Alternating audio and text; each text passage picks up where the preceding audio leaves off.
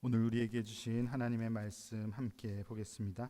창세기 12장 1절과 2절.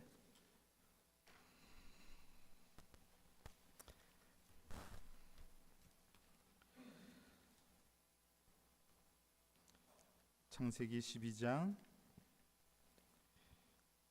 1절과 2절 기록된 말씀을 우리 함께 같이 읽겠습니다.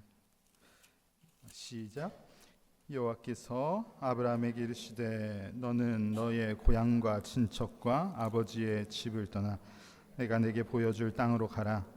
내가 너로 큰 민족을 이루고 내게 복을 주어 내 이름을 창대하게 하리니 너는 복이 될지라. 아멘.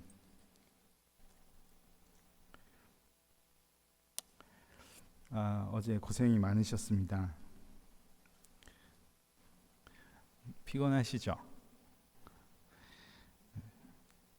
보람되는 일이지만 우리는 또 연약한 몸을 가지고 있기 때문에 또 힘도 들고 그럴 것 같은데 행복한 시간이 되셨기를 바랍니다. 그래서 어제 참 잘 섬기고 행복한 마음을 가지고 있는데 또 이 아침에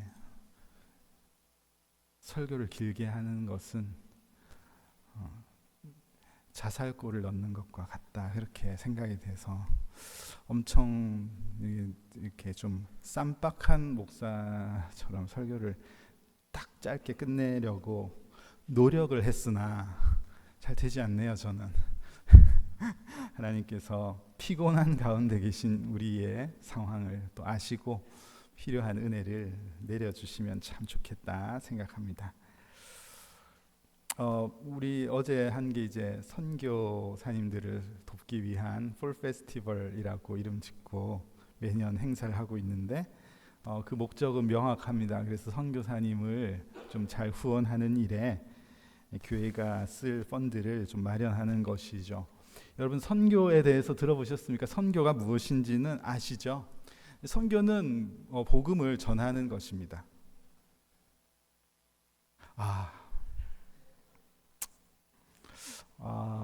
설교하고 하죠. 오늘은 제가 지금 어제부터 정신이 없어가지고 오늘 아침에 주보도 새로 프린트하고 난리도 아니었습니다. 지금 좀 정신이 몽롱한 상태인데 뭐 이런 사람이 저 정도구나 이렇게 알아주시고 네, 오늘은 그럼 설교 후에 성가를 하면은 감사합니다. 뭘 빠뜨렸는지 모르시고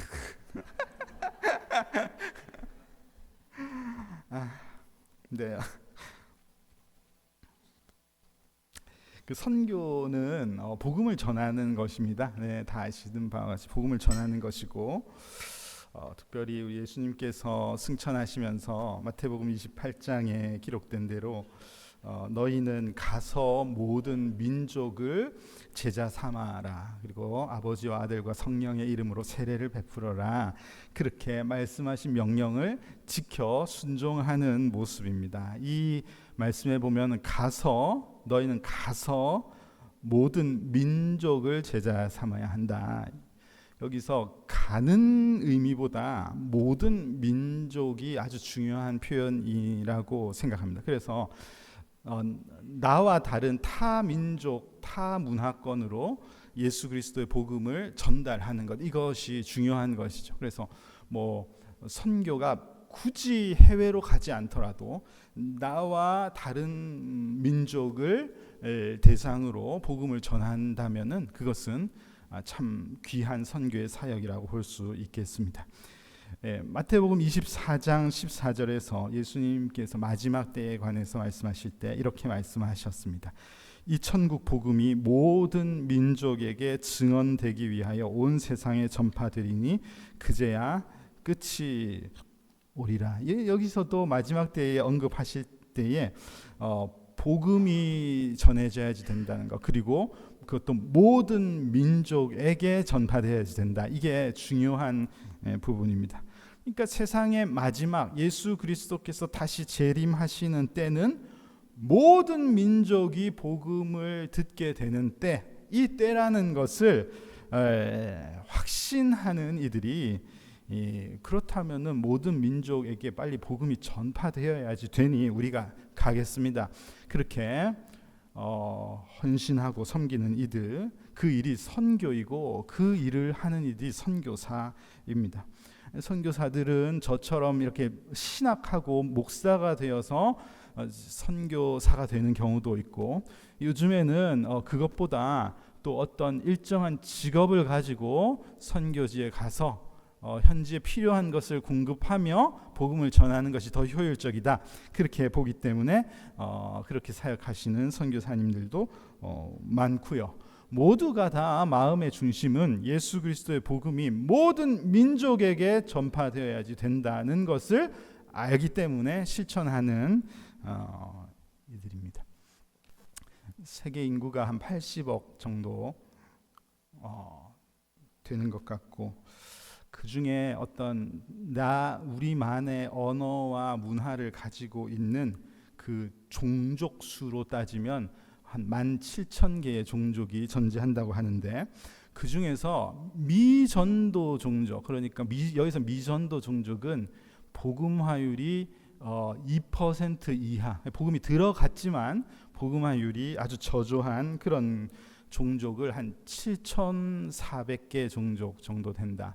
그런데 비개척 종족을 또 분류할 수 있습니다. 비개척 종족은 아예 진짜 한 번도 복음이 들어가지 않은, 아예 모르는 그런 종족을 한 3,400개 종족 정도 보고 있는데, 그렇다면 적어도 3,400개의 종족에게 복음이 들어가야지, 그제서야 예수 그리스도께서 복음이 다 전파된 이후에 재림하시겠다 약속하셨으니 그때가 그제서야 오겠다 생각하면 아직은 좀 멀었구나. 3,400이면은 와, 엄청 남았네. 이렇게 생각하는 것은 우리의 착각일 수가 있다는 것이죠. 착각. 복음이 전파되는 속도가 가속도가 붙었기 때문에 그래요. 이전과 다른 시대를 살고 있습니다. 일단 복음이 타민족에 전파되어야지 된다. 그렇게 하면은 결단한 선교사가 그 땅을 가야지 되겠죠. 그 땅을 가서 거기 현지의 부족민들을 만나야지 되겠고, 그들에게 복음을 전해야지 되는데, 제일 이제 문제가 뭐냐면은 소통하기가 어렵잖아요. 그래서 가서 그들의 언어로 성경을 번역하는 것, 최소한 복음서를 번역하는 것이 제일 1단계라고 볼 수 있겠는데, 이 복음을 잘 그들의 언어, 그들의 표현과 감정을 이해하면서 설명해야지.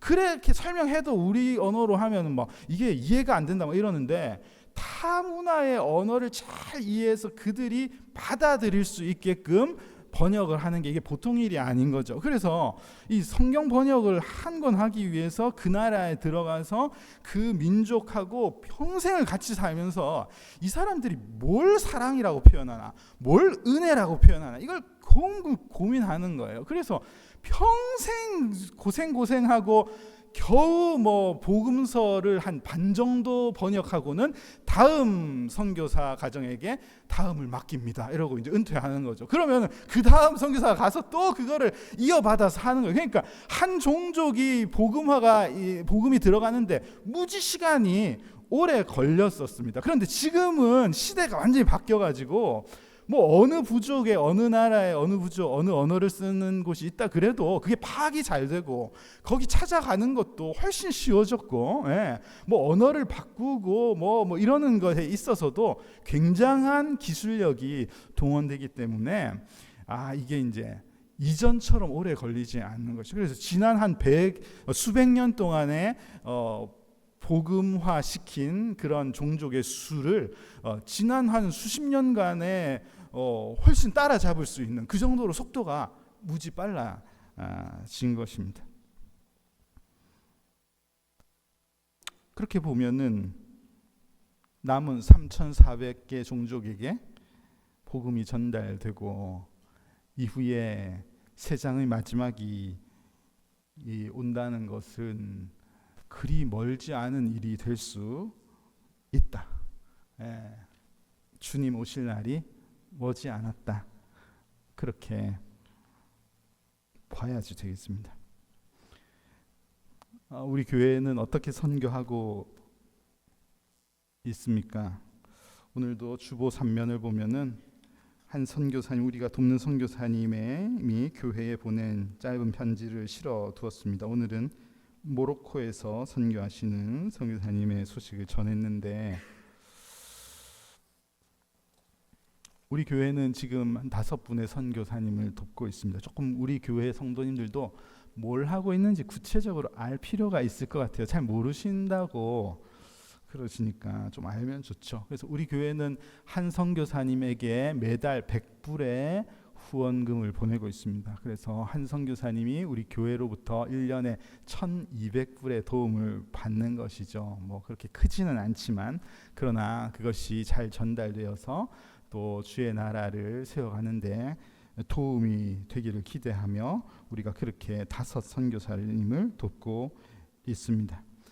그래서 어제 그 난리친 게 그것 때문에 한 거예요. 아시겠죠? 그럼 왜 하지 이거 이렇게 생각하지 말고, 그거분들을 섬기기 위해서, 협력하기 위해서 수고를 여러분들이 하신 것입니다. 그렇기 때문에 여러분들이 어제 하루, 뭐 어제보다 더 많이 하셨겠지만 어쨌든 여러분들이 선교에 동참을 하신 거예요. 어제 선교에 동참하신 것입니다. 주님이 세상에 다시 오실 날을 한 며칠 앞당겨 주신 거예요. 굉장히 수고를 많이 하신 것이죠. 어떤 분은 좀 바빠서 참여를 못하겠습니다 하면서 그 선교 헌금을 보내는데 좀 도움이 됐으면 좋겠습니다 하면서 선교 헌금을 부탁하신 분도 계셨습니다. 참 감사합니다. 지난주 중에 뽀얀 사골뼈 국물 뽀얗게 돼야 된다고 며칠 동안 불 옆에서 시간을 보내신 그런 성도님들도 계십니다. 너무 감사하죠. 금요일 밤 토요일 새벽까지 뭐 청년들도 말할 것 없고 음식 준비하느라고 많이 힘쓰셨는데 다들 너무 수고 많으셨습니다. 이 물건을 밖에 다른 데 팔면은 돈을 좀 벌 수 있을 텐데 그렇게 하지 아니하시고 교회에 도네이션 해주셔서 선교 기금을 마련할 수 있도록 물건을 주신 분들도 너무 감사합니다. 마지막까지 어제 또 봉사하고 청소하고 또 보이는 곳에서 막 보이는 분들도 있지만 또 안 보이는 곳에서 계속 수고하신 분들도 많이 계셨는데 너무 감사합니다.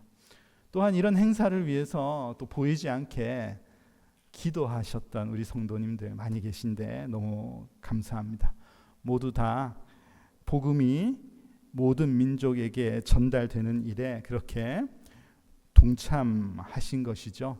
수고 많으셨습니다. 이 시간 옆 사람을 바라보면서 이렇게 저를 따라 하시겠어요? 옆 사람 보십시오. 옆 사람 보면서 혹시 어제 못 오셨어도 괜찮습니다. 네, 괜찮습니다. 자, 이렇게 합시다. 어제 당신이 선교사였습니다. 맞습니다. 어제 여러분들이 선교를 하신 거예요. 여러분들이 선교사였습니다.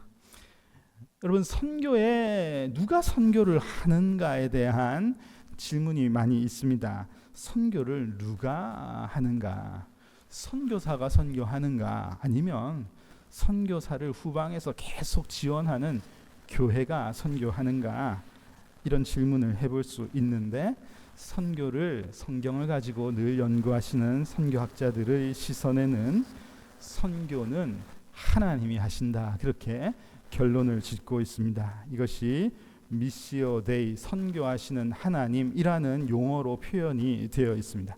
하나님은 어떤 분이시지? 하나님은 사랑이시다. 이런 명확한 성경이 보여주시는 바대로 하나님은 선교하시는 하나님이시다. 이렇게 표현을 할 수 있을 만큼 이 선교는 하나님이 주관적으로 행하시는 역사이다. 이렇게 믿는 내용입니다. 오늘 우리가 함께 읽은 창세기 12장 1절과 2절 말씀도 그런 선교하시는 하나님의 마음과 명령이 명확하게 드러나는 그런 내용이라고 볼 수 있겠죠. 여호와께서 아브라함에게 이르시되 너는 너의 고향과 친척과 아버지의 집을 떠나 내가 내게 보여줄 땅으로 가라. 내가 너로 민족을 이루고 내게 복을 주어 내 이름을 창대하게 하리니 너는 복이 될지라. 하나님께서 아브라함을 부르시면서 너가 이 지금 여기에 머물러 있지 말고 다른 곳으로 가야 돼. 그리고 여기서도 민족을 언급하십니다. 새로운 민족을 이루게 하시겠고 너를 통해서 그 땅이 복을 받게 할 것이다. 하나님의 복이 누군가를 통해서 전달되게 하실 그 하나님의 계획이 명확하게 드러나고 있는데 여기서도 그곳에 있지 말고 떠나라. 어딘가로 가서 새로운 민족을 이루어야지 된다. 그게 하나님의 계획이고 약속입니다. 12장 1절과 2절을 읽었는데요. 이후에 나오는 3절 말씀을 제가 읽어드리겠습니다. 제가 읽겠습니다. 너를 축복하는 자에게는 내가 복을 내리고 너를 저주하는 자에게는 내가 저주하리니 땅의 모든 민족이 너로 말미암아 복을 얻을 것이니라 하신지라. 하나님께서 아브라함에게 넌 지금 이곳에 있지 말고 떠나서 다른 곳으로 가라. 모든 민족에게로 가야지 된다고 약속하시면서 너가 복의 근원이 된다. 복이 될 것이다 라고 하셨는데 그러면 어떻게 내가 복을 전달하지? 거기에 대한 질문이 왜 없었겠습니까? 그런데 하나님께서 이어서 나오는 말씀에 그 부분은 내가 책임진다. 이겁니다. 내가 너와 함께 있는 애에게 복을 베풀거나 너를 힘들게 하는 애가 저주를 베풀 이거는 나의 영역이니까 내가 그 일은 할 거야. 너는 믿고 가면 돼. 이게 하나님의 계획입니다. 그러니까 이 모든 일을 주관하시는 이가 하나님이시라는 것을 명확하게 아브라함에게 가르쳐 주시는 것이죠. 우리 하나님은 선교하시는 하나님, 맞습니다. 로마서 11장 33절 말씀을 같이 한번 읽어보겠습니다. 함께 읽을까요? 시작. 깊도다 하나님의 지혜와 지식의 풍성하며 그의 판단은 헤아리지 못할 것이며 그의 길은 찾지 못할 것이로다. 아멘. 창세기 12장에서 선교의 어떤 시작에 관해 그렇게 표현하신 말씀이 기록되었다면 로마서 말씀에서도 선교하시는 하나님은 어떠한 하나님이신지에 관해서 바울의 고백이 이렇게 표현되어 있습니다. 이 말씀에 의하면은 하나님의 계획을 사람이 측량하기가 어렵다 이 말입니다.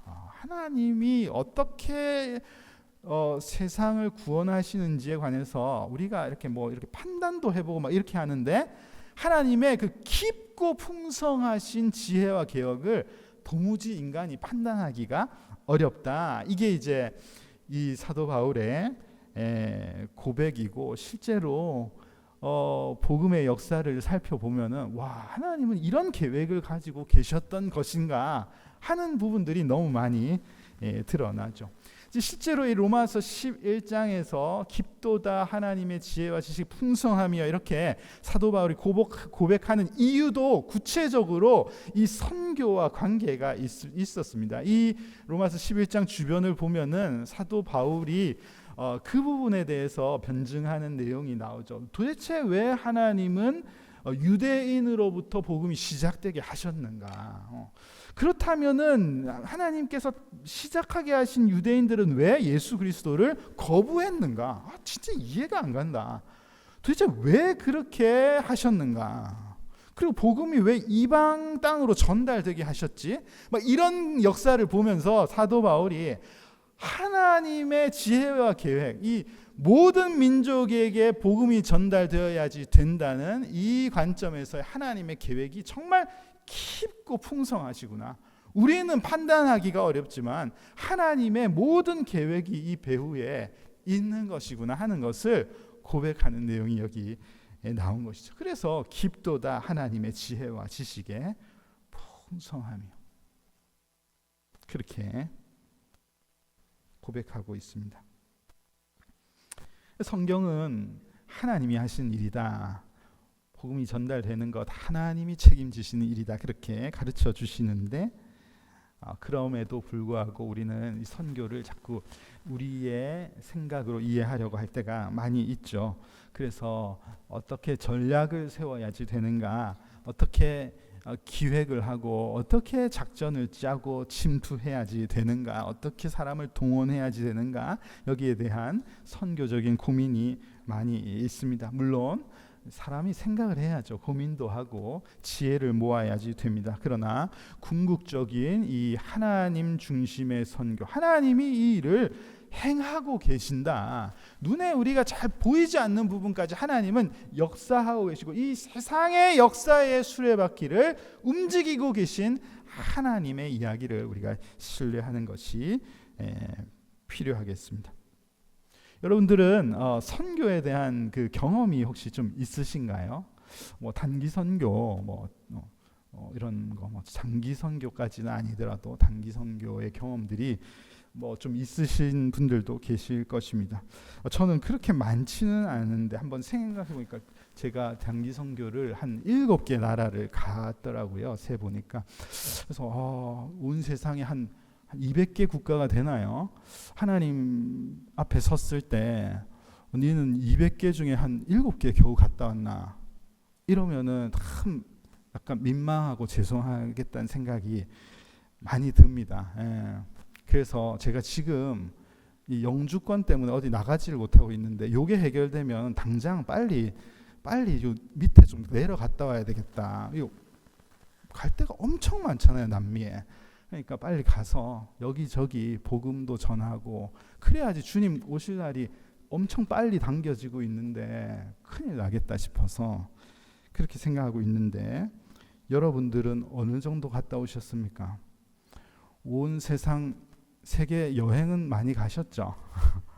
여행 많이 다니시는 것도 좋죠. 하나님이 만들어 놓으신 창조 세상을 다 보고 다니는 것도 정말 중요한 것 같아요. 그래서 하나님이 창조하신 그 나라도 내 가봤어요. 할 말이 있으면 좋잖아요. 그런데 정말 주님의 마음이 있으신 이 나라들에게 복음을 전하는 이 일에도 동참해보는 것 너무 중요한 부분이라고 생각합니다. 제가 그런데 이렇게 여러 번의 선교 여행을 이렇게 동참하면서 이 하나님의 관점을 가지고 이걸 참여하느냐 아니면은 그렇지 않고 참여하느냐가 너무 큰 차이가 있다는 것을 제가 여러 번 경험을 했습니다.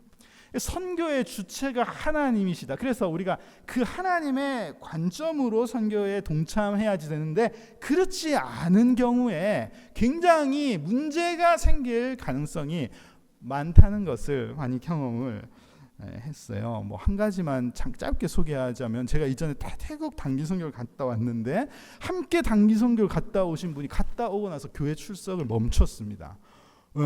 교회 안 다니시는지 다른 교회 가셨는지 잘 모르겠는데 그래서 왜 이런 일이 일어났을까에 대해서 고민을 해보니까 이게 이 시선의 차이가 정말 중요하구나. 어떤 생각을 가지고 선교에 동참하느냐는 엄청나게 큰 차이가 있다는 생각이 들더라고요. 그래서 내가 이런 일에 참여하면서 돈도 내가 냈지, 수고도 내가 하지, 이것저것 다 내어놨는데 왜 가가지고 이 고생을 시키는가, 이런 생각이 드는 겁니다.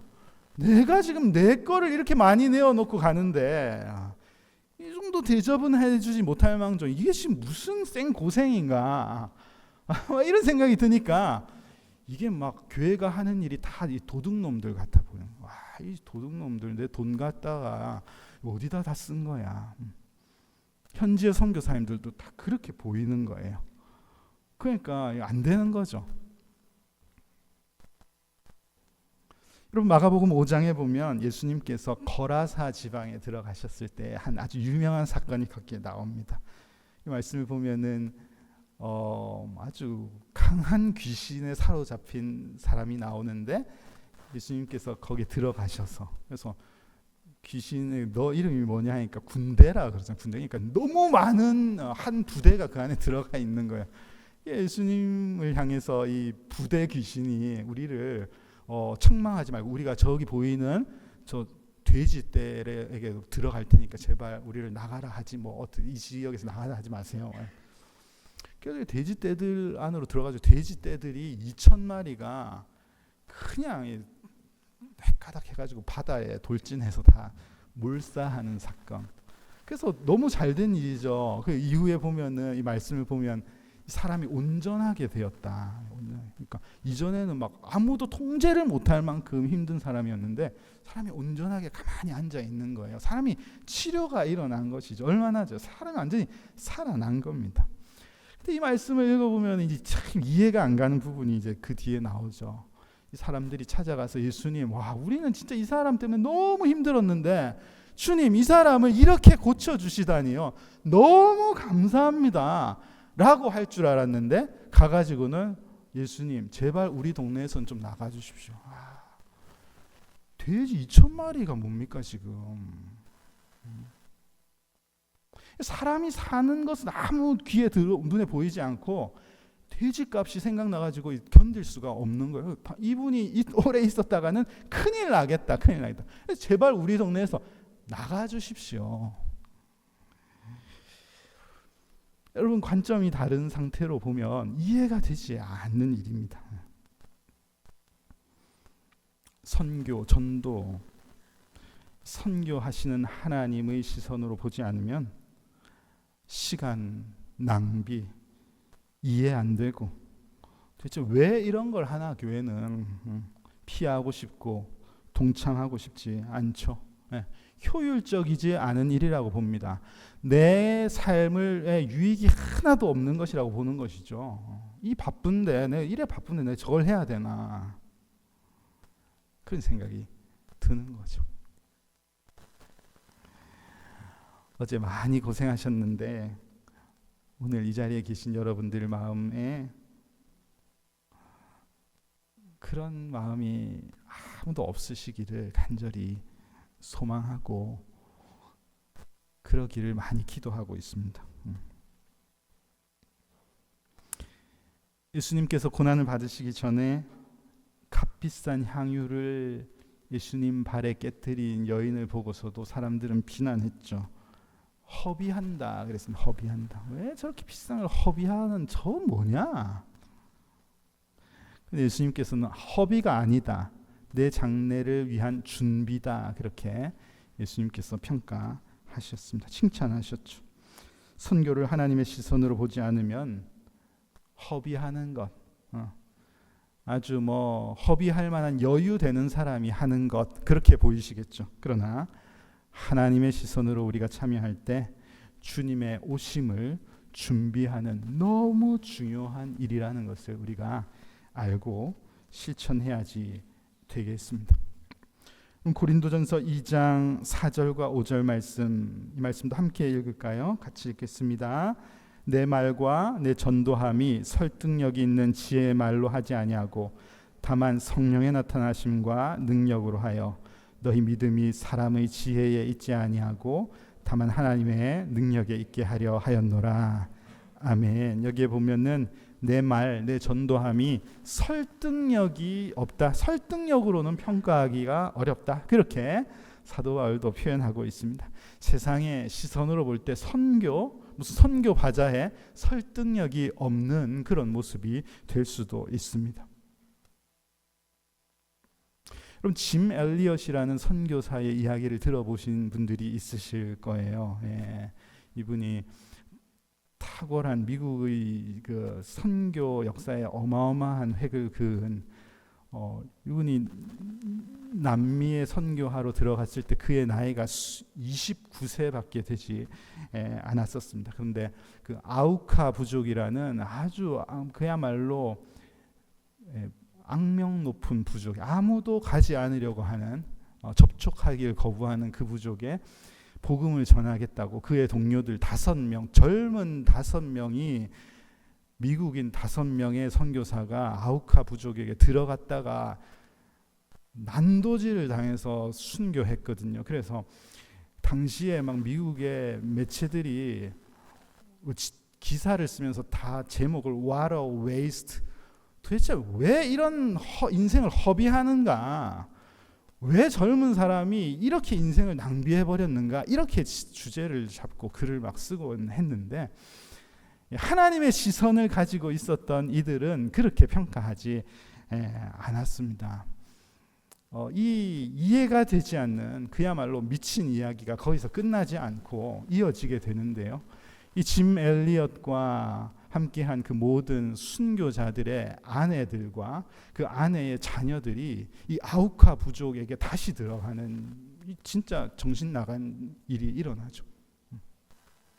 그들이 더 준비를 많이 해서 다시 그 부족에게 복음을 전하러 들어가게 되고, 나중에 이 아우카 부족의 이 주장 리더가 이 가족이 그때 그 가족인 것을 알게 되고 복음을 받아들이고 복음을 무릎 꿇게 됩니다. 이 부족의 추장이 예수님을 영접하니까 그 자동 모든 부족이 다 무릎을 꿇어버리는 그런 놀라운 사건이 실제 일어났습니다. 그래서 이 창끝이라는 영화로도 제작이 되었습니다. 놀라운 일이 있었던 것이죠. 왜 그렇게 허비하는가? 효율이 뭔지 모르나? 그렇게 생각하는 이들도 있겠지만 아니요. 하나님의 시선으로 보면 정말 귀한 일을 감당한 것으로 평가하는 것입니다.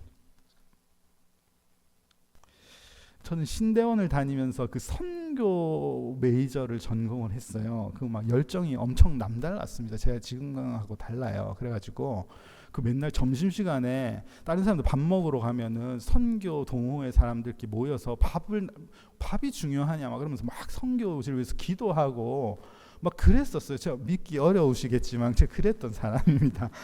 그런데 뭐 이렇게 뭐 목회하고 뭐 애들 낳고 살다 보니까 약간 무뎌져 가지고 거기에 대한 이 열정이 점점 약간 사라지고 효율성을 따지기 시작했어요. 그래서 이런 선교 페스티벌 이런 거 하면은 이 뭐 성도님들 힘들어하지 않을까? 뭐가 얼마나 남을 것인가? 이거보다 더 잘할 수 있는 무슨 수입 방법은 없나? 뭐 이런 고민들이 저에게 부끄럽지만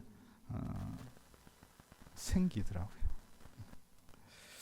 여러분, 우리의 마음을 하나님께서 만져주시고 또 하나님의 시선, 하나님의 마음으로 변화될 수 있도록 하나님께서 우리를 바꾸어 주시기를 간절히 소망합니다. 여러분의 수고와 헌신이